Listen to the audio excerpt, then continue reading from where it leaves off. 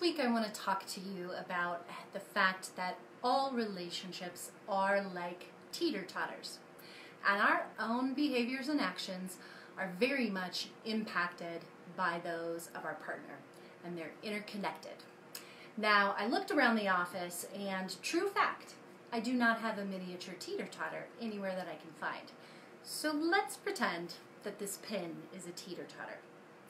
Now, one of the things that often happens in relationships is either we or our partner may take an extreme position in a relationship.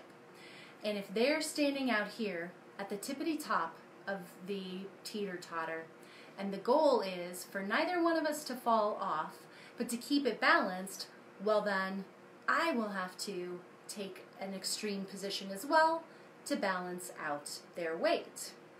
Now, the problem with these extreme positions on the outer edges is they're not very stable, and they can be somewhat exhausting with all of the energy we expend trying to keep things balanced, trying to stay on.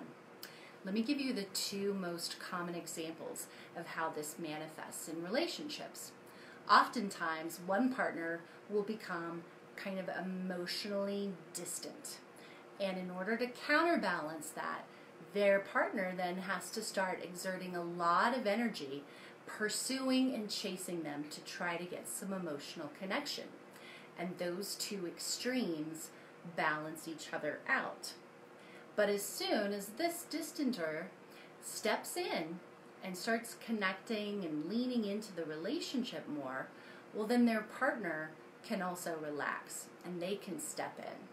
And the two of them can balance each other's weight out from a closer position that's actually more stable. Similarly, what will often happen in parents is you might have a parent that takes a very extreme position. Let's say they're being very wishy-washy with the kids and letting them get away with murder. Their partner will take the other extreme position and become a staunch disciplinarian, sometimes so much so that it's almost damaging their rapport with the kids because they're so focused on the rules and the structure. But as soon as this wishy-washy parent is willing to step in and set some healthy limits with the kids, well then their partner can step in. Their partner can step in as well and soften up a little bit and not be so focused on the rules. And this is a much more sustainable position. Ultimately, the extremes don't work very well in relationships, and what we all crave are these more stable, closer positions with our beloved. I'm Angela Sawsville, the executive therapist and coach here at Flourish Counseling and Coaching. Have a great week, everybody.